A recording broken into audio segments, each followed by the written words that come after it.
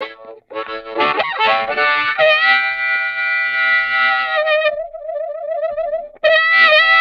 hi, friends. Nice to see you. I'm back. Everybody's back. We're here. It is a busy day today. We try to segment things now. We try to bring real professionals in to talk to you instead of just a couple of jackoffs just kind of going, hey, this is what I think. Hey, this is what I think. Isn't that what podcasting is? Just a bunch of people going, here's what I think. Well, I'm tired of that. And so we're bringing aboard people who know what they're talking about, specifically about things that are difficult to discuss, where the minutia matters, where the little things matter. And I want to talk to a couple of people today, and I'll introduce one of them, then we'll get to the other. About what's going on with the 2018 World Junior Hockey Championship team. Of course, everybody's well aware of the Hockey Canada scandal over the past couple of years. And since it came to light, the media pressure. There was a sexual assault in London, Ontario back in 2019 after the World Junior team, 2018-2019 team, concluded the championship, winning after a gala. A young lady complained to the police that she was sexually assaulted by no less than 5 men. Those 5 men have now been recalled by London police 6 years later to attest to what happened, to be possibly charged with crimes. And this is a big deal. It's a big deal in Hockey Crazy Canada. We take our identity from this sport for some unknown reason, but we have some of the best hockey people in the world to talk about it with us today. Please welcome back to the program the head of sports here at Crier Media, Ms. Rachel Doerrie. Hello, Ms. Doerrie. Hello, Dean. Nice to see you again. Sorry we come together on such a weird topic, but I'm glad to see you. Before we get going, the Javinko jersey in the background there. Can you wear that and does it fit? Because you guys are roughly the same size, 5'1", 5'2", if I'm not mistaken. Yeah, so funny enough, I'm 5'4". That is a game-worn Eastern Conference Final jersey. So he actually that's the jersey he wore, and when I wear it, it's actually a little tight on me.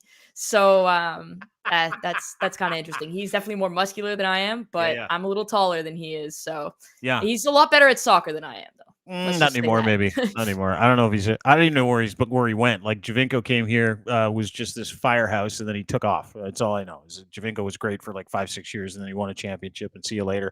Then we got some other guys. I don't know a lot about soccer, so I'm really glad to talk soccer with you off the top. Yeah, I mean, soccer is my passion sport. I do a lot of work in hockey, but I keep soccer separate because that's the sport I love the most.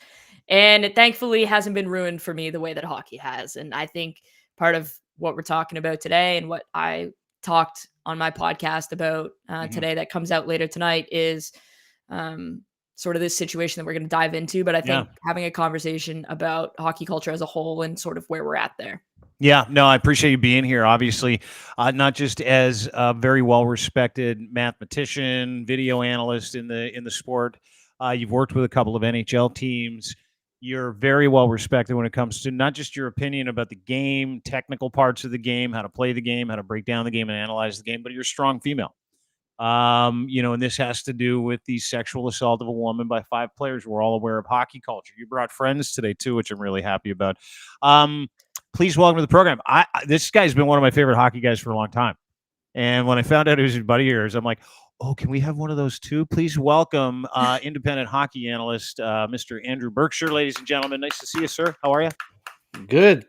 Just a little bit red-faced. Just got back from the gym, so hopefully that's not too much of a distraction, but ready to chat about awful things. Yeah.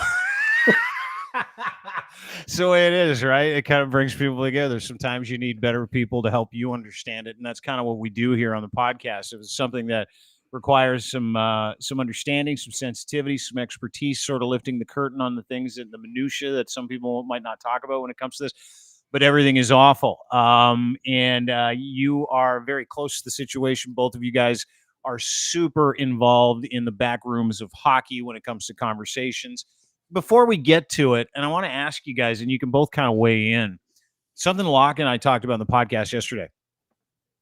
You know, when you hear those rumors about stuff like this, sometimes it's about like a wife, sometimes it's about a sister, sometimes it's about something even worse. Sometimes it's about crack, sometimes it's about coke, sometimes with hockey players in your world. Is this whole thing around the World Junior Hockey Team, which we sort of prefaced, and some of the charges that might be coming, and how 5 players are supposed to turn themselves in, 3 or 4 of which are really good NHLers or good NHL players. Do Did you guys kind of hear about it? I don't know who wants to weigh in first. Did you guys hear about these rumors for the past few years before they kind of came to light over the past couple? Yeah, there's been rumors, right? I mean, I don't know about Rachel. I've been very careful about naming names. Like I've heard names in back channel discussions, but you never want to throw a name out there in case it's not the right person, or you're associating somebody with something that's so unbelievably heinous.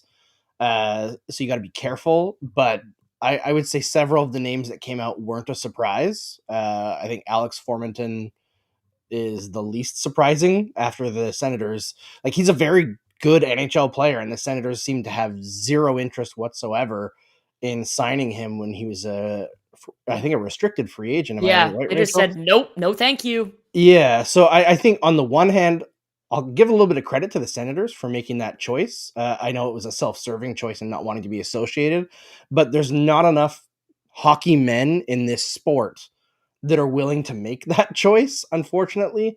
Uh, a lot of the time, this stuff gets rumored and it just stays as rumor. And even for people who know that it is not just a rumor, they're just kept quiet, right? Or pushed to the sidelines. And those stories either never get out or get out and are hushed very quickly. Yeah, I'll say this has been something that was on my radar for quite a while. I mean, there was a point where I was working in junior hockey, and I was an employee of the New Jersey Devils when this happened. And while we didn't hear about it that summer, there was a player in the organization, obviously was still in that organization, that has now taken a leave of absence. And I was not surprised. That was a player where he had been in the back channel discussions, like Andrew was mentioning, for quite a while. And I think the names, there was really only one name yesterday that I was maybe I raised my eyebrow at. But you have these discussions, like hockey culture, there's so much that happens behind the scenes. Like when you think about everything that's been swept under the rug, you think about the Chicago Blackhawks, and then you think about this, you think about the 2003 Canada World Junior team, where Halifax is still doing an investigation into what happened there during the World Junior Championships there. And that was 21 years ago. And so you think about this kind of stuff, and this kind of behavior, maybe not as heinous, I would say, is discussed quite often as to, oh, do we have to get rid of this player because of this? Or are we not re-signing this player because of this? I agree with Andrew. The Alex Formenton thing was pretty obvious right off the hop that there was a reason he wasn't being re-signed. I was a little surprised when a couple other players were given contract extensions just because we kind of knew this was coming. We had heard that potentially we were going to get an NHL investigation announcement sort of around training camp. Mm-hmm. But what happened was the Crown attorney in London actually switched in the summer. And so they had to restart and sort of get up to speed. And that caused a bit of a delay in the investigation. Mm-hmm. And if we're talking about a criminal investigation here, when I was working in the NHL with Vancouver, at that point, nobody was really expecting criminal charges to be laid. And so it was more like, when's the NHL going to finish their investigation and let's move on? But when it got to the point where the police had indicated there may be criminal charges coming, everybody else kind of took a backseat, because the reality is police investigations, they don't care about your NHL schedule. They don't care about your All-Star break. They don't care about your off season, and they don't care about your Stanley Cup finals. When they're ready to announce charges, they're going to do it, and they're not going to be take your schedule into account. Exactly. And so I think that's sort of what happened here. And I would like to give some credit to the NHL for saying we're not the most important people here, and our investigation is not trumping the police investigation. So I think that's sort of where we're at right now, which is we're on the police investigation timeline, which is absolutely the timeline that we need to be on. We don't need to be on the Hockey Canada one, and we certainly don't need to be on the NHL one, because they're not the most important entities here. Justice is the most important entity here. Yeah, well said. Rachel Doerrie, at Rachel Doerrie on Twitter is where you can find her. The host of the Staff and Graph podcast. Download, subscribe where you get your podcasts. They'll be talking about this on their new podcast tonight with Mikey. But I want to get to some of the details, right? So, and obviously these are terrible details. This is from I believe it's called the Rocky Mountain Outlook. It's just a rip off of the Globe and Mail. It's a free version. You know how we work, right? You got to get the free versions. 5 members of the 2018 World Junior Hockey Team told to surrender to London, Ontario police. That is incoming, pending charges connected with an alleged group sexual assault of a woman in a hotel room 2018 after a Hockey Canada Gala fundraiser. Players are honored for their win at the World Junior Championship. Players haven't been charged yet, have been given a set period of time, which I believe, according to the London police, is February the 5th, if I'm not mistaken, which I think is the same day they talk about expansion in Utah, if I'm not mistaken, the NHL. It's just fascinating. Yeah, it's just a coincidence. Totally a coincidence. I would say if the press conference tentatively right now is scheduled for February 5th, what I've been told in talking to people, lawyers from around the London area and people in the police force, is if the press conference is for Monday, that usually means that the deadline for these guys to turn themselves in is likely Friday, February 2nd, because they're going to want to get everything squared away and settled so that when they come out and address the media on February the 5th, they can come out with the names, they can come out with the charges for each of the 5 and can say, these are the next steps. It does nobody any good to hold a press conference and just say, we cannot say anything, because then at that point, why are you holding a press conference? So a lot of people in the legal field believe likely February 2nd is the deadline for them to turn themselves in. Okay. You've heard the same thing, Andrew, obviously, is they want to have all this wrapped up so when they have a press conference, they can say, here's what these 5 gentlemen did. Yeah, I mean, I'm not as into the legal side as Rachel is. You don't work the phones like Rach? No, not quite. But it makes sense. It's what it passes the sniff test, right, of what the timeline of everything. I think what I'm focused on right now, obviously there's talks about hockey culture, and I think we can get into that. But I think one of the things that takes my focus is reading about this story. This woman is cooperating with police and ready to testify in court and be cross-examined by 5 different legal teams, because each of these players will have different legal representation. That's how it works in Canada for these kinds of cases. And I just cannot imagine the mental fortitude it takes to be a victim of something like this, and then to stand in front and be cross-examined by 5 different groups. So already before it's even happened, I have so much respect for this woman for seeing it through. This stuff is so hard. It's so hard to relive with 5 times in a row, nonetheless have in your mind. Yeah. And you've already been reliving it for over a year since this investigation first came into public knowledge, right? Yeah. Hockey Canada swept it under the rug for a long time here. It's got to be devastating. And throughout this whole process, I think it behooves everybody to remember that these kinds of investigations, unfortunately, rarely result in convictions. Even we know that people don't lie about this stuff for the most part. It's very, very rare. So be prepared for things to not go the way you want them to go, and for justice not to be served. And watch this young woman standing up for herself in front of an entire country watching, right? And 5 different legal teams. It's going to be incredibly difficult for her. I hope justice is served, but even if it's not, I think we need to, as a hockey watching populace, be on her side. Don't disagree. And I want to get to Rachel. Go ahead. To add to that, Sam Chang, who is a lawyer first and foremost, but she's kind of in the hockey sphere. She does a lot of work at trying to move hockey culture forward. She's pointed out that the Supreme Court of Canada, which is the highest court in our nation, has been forthright in saying that our justice system is not properly equipped to prosecute sexual assault to get justice for victims. It's just not properly set up that way. Mm-hmm. And when the Supreme Court of Canada is saying that, and that changes need to be made, I think that's a very key consideration here, is that the court itself has identified that they're failing victims in this particular thing. And so just because they may not be found guilty and proven innocent are not the same thing, right? Mm-hmm. You have to be beyond a reasonable doubt in this country to be found guilty. It's not a 50-50 thing like it is in the civil suit, which she's already won. And that's the thing, is in Canada, the victim doesn't press charges, the Crown does. So the Crown makes the decision. And in order to file charges with the court, there has to be enough evidence to even get to that point.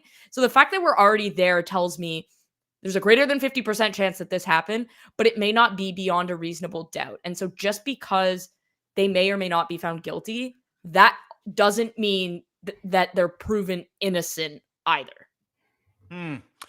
Excellent points. Ones I wouldn't make and reasons why you're both here. Thank you. Because you have to point out the fact that everybody's innocent until they're not, right? You have to point out that they're going to have 5 different sets of lawyers. They're all millionaire NHL players. They can afford incredible representation. The Crown is going to be representing their case on their own. This woman is now a witness in a crime that continually happened to her over an evening where she thought her life was in jeopardy. So let me get to some of the names if I can, because I think this is important. We wrote a piece on it. You can check it out at crier.co. Of course, this is my terrible writing handiwork, but it's there anyway. So I want to get to some of the names here because as Robin Doolittle broke this article, I would think the world of Robin. I've known him for a long time. He was in the Globe and Mail. 5 members of the 2018 World Junior Hockey Team told to surrender to London, Ontario police to face sexual assault charges, according to 2 sources. Goes into kind of explaining what we've all explained. Several players were members of the 2018. Here are the names.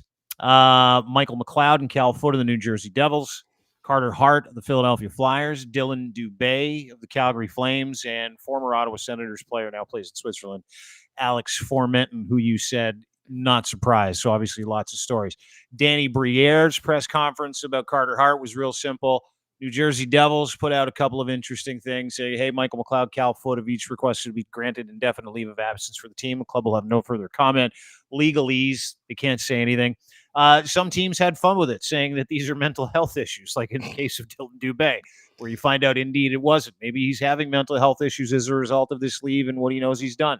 But what does this mean for other players? What does this mean? Because what I want to ask you guys, and I think it's a pretty simple question to ask. We know hockey culture. We've heard these stories before. We've all grown up in it. You guys started the show by saying, yeah, you're aware of all kinds of rumors, and until those rumors are true, you never throw anybody under the bus. But in your circles, in those tight hockey circles, insider circles, are people starting to freak out? Are players and other people that have maybe skeletons in top pockets or back pockets or closets stuffed away tight, are they starting to freak out? Is this one of those things? Because every time it happens, like the Kyle Beach thing, and every time we think we're going to see some daylight in hockey culture, the door gets closed. Do you think that this is the start of something? And do you think that there are people out there going, we better start throwing away pictures and scrubbing our timelines and getting our ducks in a row? Because I have a feeling this is going to kick open the door to some more shit. Yeah, I hope that those who have committed acts like this are a little bit afraid right now, shaking in their boots. I know that there's several players from that 2003 Hockey Canada team that are a little bit worried about what could come out, but I think one thing that I want to focus on with this news breaking and, the Kyle Beach thing, and I keep on hearing people say like, oh, this is a terrible day for hockey. This is actually a great thing for hockey, or it has the potential to be, because we have to address these issues. We have to actually change hockey culture. And yeah, it's ugly when you have to dig into it and break these things down and expose the ugly truth of a lot of people who've been told from the time that they were young teens that they're untouchable and they can do whatever they want. That, I think everybody has that experience in Canada of the hockey boys in high school, right? And some of them are great. Some of them are great people. And some of them, because they're very skilled at a sport that this country values greatly, are treated as if everything they touch turns to gold. And that allows these kinds of behaviors to perpetuate. You talking about the Timbits slush fund that they used to pay off sex assault charges? Something like that, right? Like Hockey Canada, for example, has changed a lot in the last year. I'm still not sure that the organization itself was worth saving. I do think they should have just torn it to shreds and been like, and now it's Canada Hockey. We're going to start from the ground up, and I know that that's a big thing to do, but I think one of the problems that we have in society today is that everyone is afraid to rebuild things. And it's the same as the NHL, right? How often do you see managers talk about a quick retool. They won't want to say the term rebuild. Well, the R word, it's literally banned in my former employer's offices. Seriously. You're not allowed to say it. And like a lot of our institutions have become bloated and don't work for people anymore. They're owned by major corporate interests. And it's the same kind of thing with hockey. It's not just necessarily corporate interest, but the way that we've done things has created this situation. We should stop doing that, address it, and rebuild it from the ground up so that we don't end up with this much of a problem, because real people are suffering major indignities, major trauma, major physical trauma. It needs to stop. And I think that's what we need to, like, for the people who are saying it's a bad day for hockey. It has the potential to be a great time for hockey, because not only can you address this stuff, in showing that you're willing to address it, you're also going to end up growing the game, because people who didn't feel welcome in the culture before will after it's addressed. Rach, I think your thoughts. Like, That's a great way of putting it, right? I mean, Andrew's probably privy to a little bit more than the public as it pertains to my situation and experiences in hockey and some of the things that I've been through as a woman in hockey. And like, let's face, I'm white. Like, I don't even have to deal with the race side of it, because while I may be from a minority background, it doesn't look like it. So I get to pass. And that's one of those things where in hockey culture, we're at a point where, like, yesterday was a dark day. Like, it was really difficult. It was also a long time coming. And I think the NHL, there have been things in the last few years that the NHL has done that I believe are positive, but then there have been so many backward steps that just send the wrong message. So when you have like a fan inclusion committee, it's like, okay, that's great. But when you don't use them and then you get rid of them and then you ban pride jerseys and then you ban like all types of initiatives because you're afraid of what the minority of the old white dudes are thinking, that's where it becomes a problem. And I think in hockey, there is this culture of don't have a personality, don't stand out, don't speak up, everything goes under the rug. And now we're kind of seeing this new generation of players that has a personality, that isn't afraid to speak up, that are kind of coming out and talking about what's important to them. And I think those are the players that are going to help move the culture forward. But as a league, this is going to be different. The Kyle Beach situation was a player, but it was a staff member that was not in the league. This is a situation where 4 current NHL players are going to be charged criminally. Like, we know this. Their charges have been filed in the court. We don't know 100% certainty who they are, but we know 5 players who have played in the NHL or are playing are being charged, and the NHL has an opportunity to say, if you are criminally charged with X, Y, or Z, we are issuing you a lifetime ban. We are voiding your contract. We are doing, because this behavior is not acceptable in our league. And I think if they do that, they will send a strong enough message to the league, the players, the fans, saying, yes, we have screwed up in the past and our culture is terrible, but we are willing to take a step in the right direction.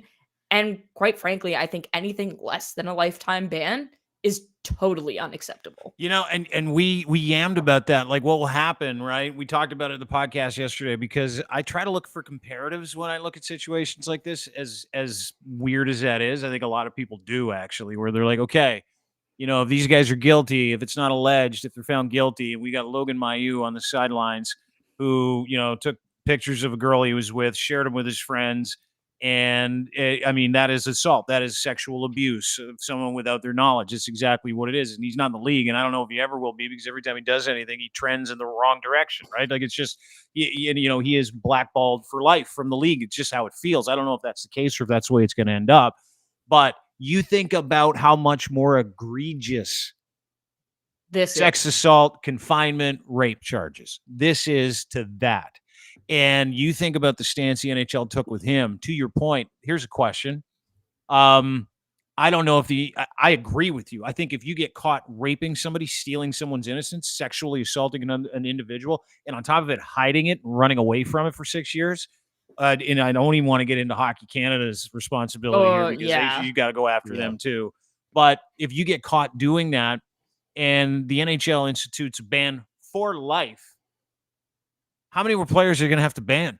You might have some teams that might not be able to field a roster in some cases. Like, like it I don't think that it's something that they would do. I think it would be a soft, like, hey, no one's signing this guy. It's collusion at best. But at the same time, like the way that Ottawa dealt with Alex Foreman, at the same time, my question would be, why has this been allowed? Well, how has this been allowed? Because listen, if you guys knew about it as hockey insiders, Gary Bettman knew about it, Bill Daly knew about it, right? Everybody with the NHL knew about it, and they're all like, well, until someone says something or until something definitive happens, we're not doing anything. Like, I know you give the NHL credit, but do they deserve any? The bar is so, and I like Andrew and I are on the same page, and I'll let you like kind of chime in here too, but like the bar is so low with the NHL. And I get it because they're both lawyers and there's contracts and the PA would fight it. And because it's technically their obligation to do it, even though Marty Walsh is assuredly not on side with it, that is technically his job as the director of the PA. I think once you are criminally charged, and on the Logan Mailloux thing, he's playing in the AHL, but the NHL, I believe, and Andrew follows Montreal more closely, so maybe I'll let him kind of confirm this, but he has not been given the 100% green light to play in the NHL last time I checked. And if he has, I would sort of raise an eyebrow at that. But I would think that in this particular case, there are different functionalities in the CBA, because if you do, there's in every NHL contract, there's a conduct clause. And like Evander Kane had his contract voided because he faked a vaccination. And as ridiculous as that is, it's one of my favorite voids of all time, by the way. Like, as ridiculous as that is, it is nowhere near as serious as what the allegations against these 5 players are. And so I think Gary Bettman is well within his purview to say that is conduct detrimental to the National Hockey League, and I am voiding your contract. But Andrew, I don't know if you want to chime in on the Logan Mailloux thing, because I feel like that's something that's going to have to get addressed here in the next couple of years as well. Yeah, I mean, all I can say about Mailloux is what I've heard, and like I trust Chantal Machabée from the Canadians. She's somebody who is a trailblazer as a woman covering hockey. Was the only woman in Quebec newsrooms for a very long time, and I'm sure she's dealt with comments that would make our eyes roll in the back of our heads, so she has let it be known whenever she's been able to speak about it that Mailloux does seem to be on track in like trying to mend fences with what he's done, trying to become a better person, going through therapy, rehabilitate. Trying. And I do believe in rehabilitation. We have to talk about the seriousness of what he did, of course, but somebody can be rehabilitated. We can't take that off the table. But last I heard is the NHL had said that they would be willing to let him play in the league when the Canadians like decide to call him up. But I don't know if that's been rubber stamped yet, or if there's just a verbal agreement between the NHL and the Montreal Canadiens. Either way, I don't think that's going to happen anytime soon. He's scoring well in the AHL, but he's still he's kind of one of those guys who has a lot of skills, but the brain hasn't caught up to his body yet. And those guys usually don't last very long. It's a tough way to do it. But in terms of like the NHL's role in all this, I have zero faith in them to do anything except for protect themselves, because I mean they have zero levels of transparency. Well, you've never seen anything else. Well, we've seen Corey Perry have his contract voided. No information whatsoever on that. The only tidbits of information we had came because a stupid rumor account on Twitter spread something that people were like, "That's funny," so I'll believe it. And it was nowhere near true. No, not even just close. Just so you know, sometimes rumors can be funnier than the truth, and I don't mind those either. 100%. Now, and we've seen him have his contract voided, sign with another team when most people assume that his career was over, and we still don't actually know the details of what he's done. It's incredible, isn't it? It is wild. We've seen Shane Pinto miss half a season, and we still don't know the actual details of what happened there. Bro gambled too much. That's all he did. Right. But unless you're gambling on hockey, then you're allowed to gamble on hockey. Even though they said he didn't gamble on hockey, my theory is that that's the only way he's suspended for half a year. Right. But if you gamble on hockey, I feel like that should be a lifetime ban as an NHL player. So it's either he was punished way too harshly for something that isn't against the rules, or way too softly for something that really is. And you're like, you have no idea what to think, because the NHL will not give details on anything. They operate as if they're like in this protectionist racket and not a public facing business. And I expect nothing good from them, honestly. I honestly think that the only reason we might get a point of differentiation here is because this is going to be in a criminal court where you're going to be able to file for freedom of information, right? We can't file for freedom of information with Shane Pinto or Corey Perry, even though the NHL, feel like they probably should have said something, because even players, I have clients that were like, what did he do so that I don't do it? And they didn't even bother to tell the players what they did. And so that's when you make shit up, though. That's what I would do if I were you. But I think in this situation, it's a little bit different, because Katie Strang and Rick Westhead and Robin Doolittle, they're going to be all over this. They're going to be filing freedom of information requests. We're going to get details.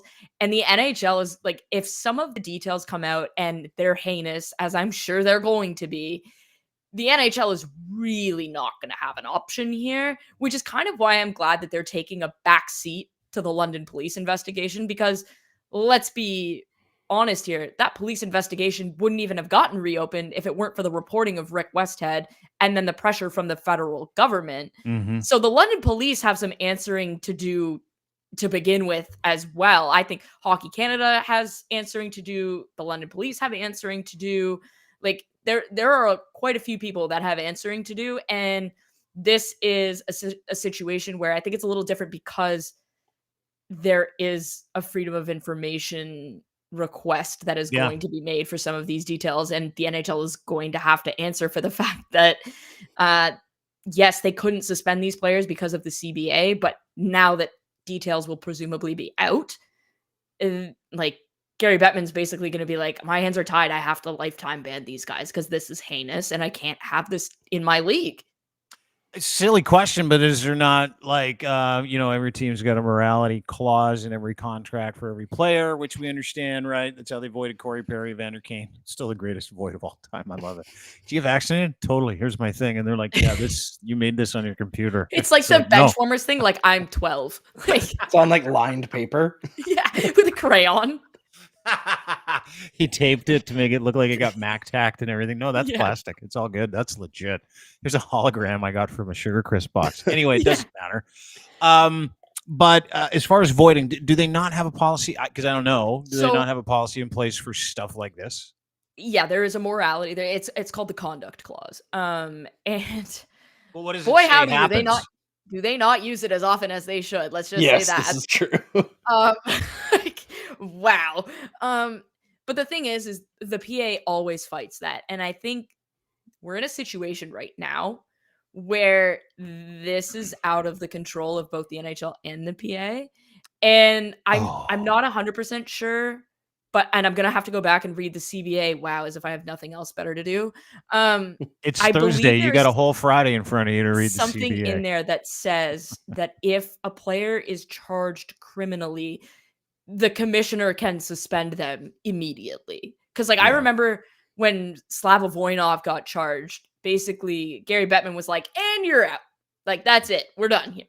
And there was kind of nothing there for him to do. And the PA did not even bother to try. And I think we're kind of in a situation here where Gary Bettman can say they're not playing in the league while they're under criminally charged. We're not having potential criminals playing in our league. And once the details come out, we will make the decision at that point. But there is a commissioner ineligible list that I would have to think that these guys are going to get put on. Now, it did come out that until they are formally charged, they're going to count against the salary cap and all this stuff, which I don't necessarily agree with. But I would can't have believe to that's think, a conversation today. Like, yeah, you know, like, how many players in New Jersey and Calgary are like, okay, yeah, good luck to her. But yeah, like, can we talk about, does this count against a cap? Can we go out and get relief? yeah, exactly, right? And so I look at this and I'm like, that should probably be something where Gary Bettman, once they're formally charged and arraigned in a courtroom, where he's gonna say, okay, yeah, they're not on. Not only are they not on the roster anymore, which when I looked this afternoon, none of those players were listed on the NHL rosters anymore. Come Like, on, they already got taken off the website. They're like, oh, they're gone. off the website. You can't buy their jerseys. You can't customize it using their name. Like, you Come cannot on. do anything. And so I feel like the moment they're charged, we'll probably get a statement from the NHL saying that they're indefinitely suspended. Is that not, Andrew? Is that what Rachel just said? Is that not like a bit of a tell? Like, you're like literally scratching them from your website. You cannot buy their jerseys. Is that not like a little bit of a tell as far as like, okay, listen, if these guys get charged, they're done? Yeah, I mean, it tells me they were prepared for it, right? Yeah. It tells me that they were ready to cut all that stuff out immediately. That they had people on They hand knew. Oh yeah. to get that done, because a lot of that, like not being able to customize a jersey with their name, that's they knew, right? Yeah. If you have that coded into your website, Right. like the IT people, they were working yesterday. Yes, they had a busy day yesterday. I think it just says to me exactly what I expect from the NHL, which is like it's about protecting themselves first and foremost. Yeah. It's not going to be about what's necessarily what's right. And I think what we're going to see is something similar to the Voynov situation, where he was not given like a lifetime ban from the NHL, but it's so toxic and so heinous that nobody's actually willing to touch it. It's that bad because it's public. If it wasn't public, I am afraid to see how many people would still be employing these players. Do you guys remember? Was he a Finnish hockey player? He ended up becoming a drug runner. He played for the Kings for a long time. Do you remember that guy? And he was like, "Whoa, this guy's like involved with the Hells Angels in Finland and shit." Do you remember that? Dude? Oh no, I do not remember that. This. What? Yeah. Do you remember that? Yeah. It was like 20 years ago. He played for LA. Okay, well, I was like a child, so Yeah. You were 6. It's like Finns who've played for LA. The only one I can think of from that long ago is like Jari Kurri, and I don't think it was him. I don't think it's him. No, it's like a Finnish. It's like some Nordic dude. I can't remember his name, but he's a big beard, bald dude. He was a defenseman, and the NHL is like, yeah, he's too scary. Let's send him back to Finland. And he just goes back, plays in the Finnish Elite League, keeps running drugs, part of a biker gang. He's like, hey, this is just who I am. I mean, to your point, the NHL hockey culture. Yeah, exactly. Like when you're too gnarly for hockey culture in the NHL, you're gnarly, because we're watching this whole thing really kind of play out in front of us. I'll let you guys go. I want to thank you for your time today, and I want to wrap up a little bit with predictions. There's all these gentlemen who may or may not be the fellas who we named in that report, who all took leaves from their team, said the report. I know you don't expect the NHL to do the right thing, but do you expect any charges from this? Do you expect these guys to play in the NHL again? We'll start with Andrew and we'll finish with Rach. I think all 5 have played their last game in the NHL.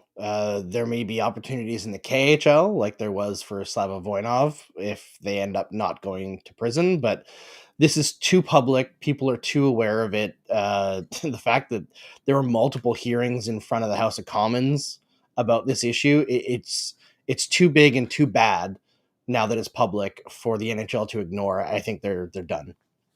Rach? Yeah, I mean, I think regardless of what the outcome is, I think at this point, once we saw with Slava Voynov, like he's never played in the NHL again. And I think when you look at Alex Formenton, he was basically blackballed from the league. And so when you look at this, like, I am not for a single second going to say that any GM, with the exception of like 2, have a moral compass, but I think they have enough of a like heart to say this guy was charged, which is already serious enough. I don't think for a sport that preaches character and our guys are the nicest guys. I don't think signing somebody that's been previously charged with sexual assault is congruent with that. So I'm with Andrew. I think they've all played their final game in the NHL. Yeah, at the very least, they may not have the morality necessary to prevent them from doing it, but I'm sure that all 32 GMs in the league just don't want to deal with the hassle. The I don't know questions. the questions, the Mhm. media circus that would be involved. I mean, The interview luckily, process where you deal with the Think actual about Mitchell, subject. Andrew. Think about Mitchell Miller. Like Mitchell Miller yeah, was the draft pick that then had to be rescinded because he was found in a court to have, like, as a child, to have bullied a developmentally disabled black kid.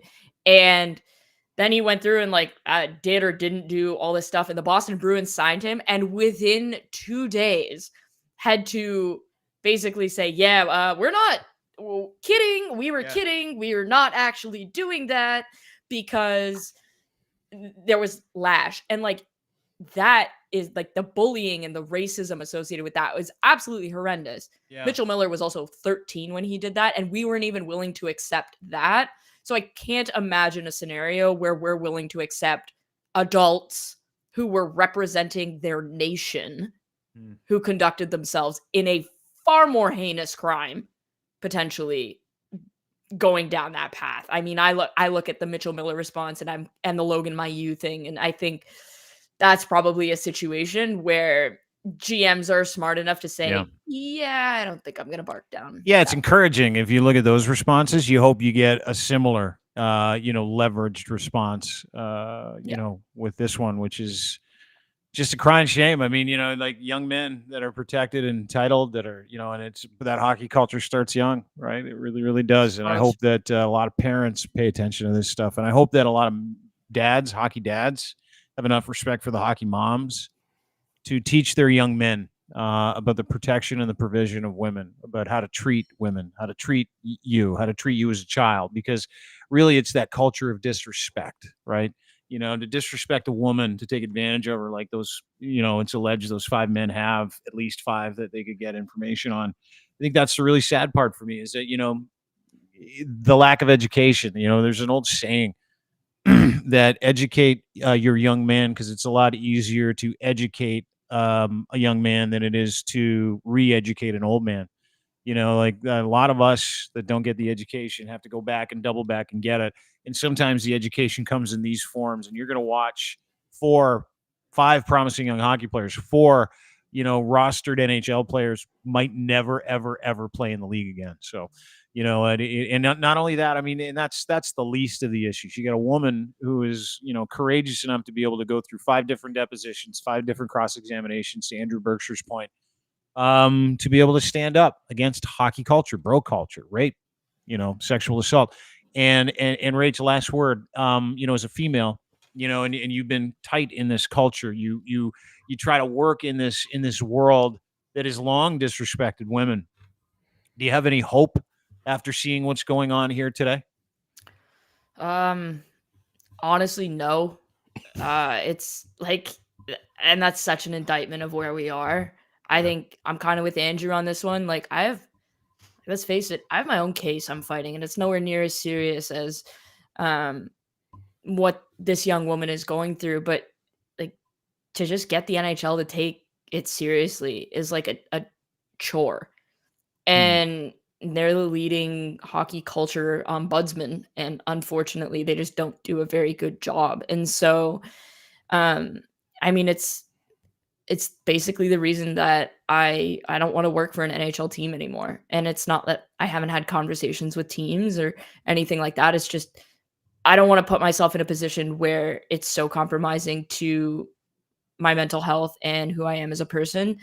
I'm just not confident that we're going in the right direction quickly enough. This thing is moving slower than an iceberg, and it's just not good enough. And so as a woman right now, especially in the NHL, I don't feel protected. And I feel for all the women who have to work in the sport, who cover the sport, who are kind of involved at an intimate level. And I think those are the people that you need to be thinking about, because however hard you think it might be for you, it's harder for the women. And it's particularly harder for the women of color who have to deal with a double whammy. And so it's just, I have almost no hope, but I'm holding out hope that maybe this is big enough that it is a sledgehammer to the side of the head of the people that need it.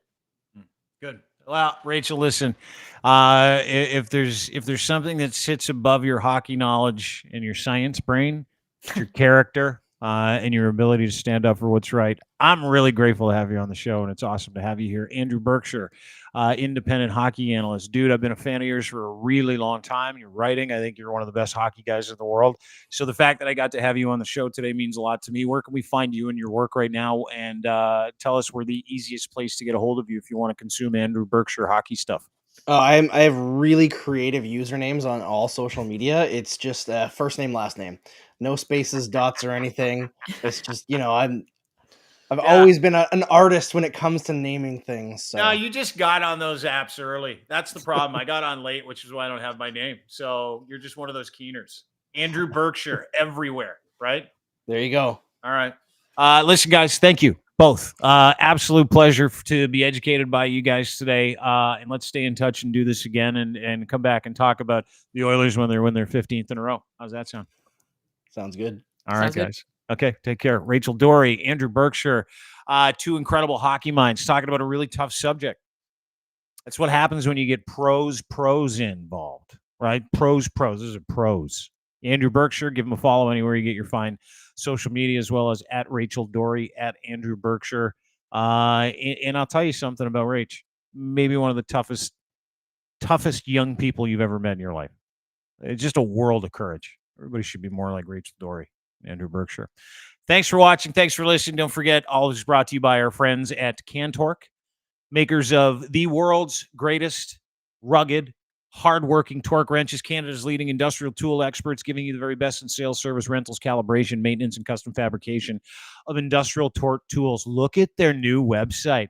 Ooh, that's right. He's got a brand new website where you can spec everything. You can learn about reliability. You can trust 20 years of experience and knowledge on the table, providing you with comprehensive solutions for any bolting need you have, saving you time, effort, and hassle, from tool rentals to calibration service, repairs to custom fabrication and distribution opportunities. Cantork gives you a full, complete range of services and products, making them your one-stop shop destination for all your bolting needs. Doesn't matter what it is, doesn't matter in the industry. Could be in heavy machinery, forestry, could be in the steel industry, the nuclear industry, railroad industry. These gentlemen do it for industries around the world, and they're proudly Canadian.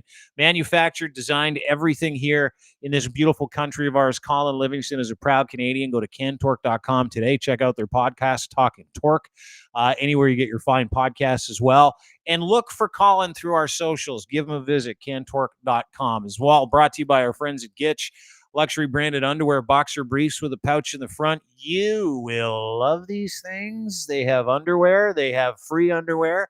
Gitch3 is your promo code. Check that out today. And when you pump in the promo code, you get a free pair. The best underwear on the planet, engineered for any level of performance as well as everyday life. Super soft, barely there fabric, keeping you cool with moisture wicking action. Luxurious modal. You'll never want to take these off. Doesn't matter if you're one run, walk, crawl. If you're into some nighttime wrestling, these things look great prior to the wrestle. And the pouch is incredible. Made for Canadians by Canadians. Gitch3 is your promo code at checkout. Luxury branded boxer briefs. You'll never take these off. Go to edsfineimports.com today to check them out. And of course, we are also brought to you by Muse Massage Spa. These are educators, sexologists. Their podcast is incredible. It's called Muse on the Mic. If you want to learn about how to get in touch with your fleshy side, if you want to talk about advocacy in the sex work industry, if you want to talk about healthy sexual relationships, if you want to talk about what you're interested in, if you want to learn about the industry, Muse on the Mic. Download and sub that podcast today, or go to Muse Massage Spa for more details. And that's it. Have a great day, everybody. Appreciate you being here. We will see you tomorrow with Mr. Charles Adler. Bye-bye, everybody. Bye. Bye.